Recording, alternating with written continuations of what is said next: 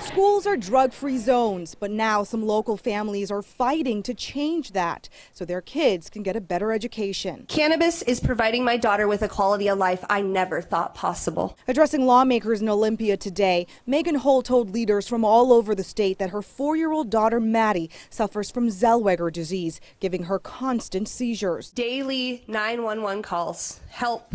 My baby isn't breathing. And none of the anti-epileptics seem to help. After trying 25 pharmaceutical drugs, Holt says medical marijuana is the only thing keeping her daughter alive. And for parents of kids with similar medical conditions, they say they are forced to pick between school and their kids' health. If I don't give her that new dose, she would have seizures at school. House Bill 1060 was inspired by John Barclay's daughter River, who suffers from epilepsy. If it doesn't go through, she doesn't go to school.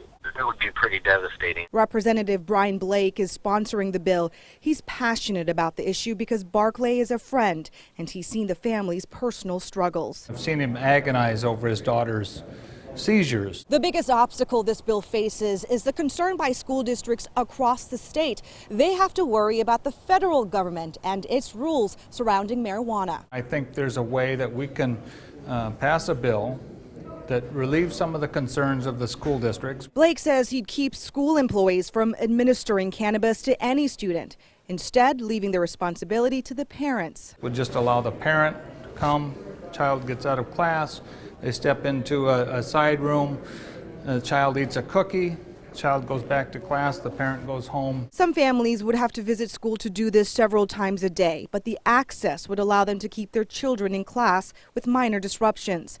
Representative Blake says he has the bipartisan support to pass the bill. And some of the folks that were up there had a few doubts.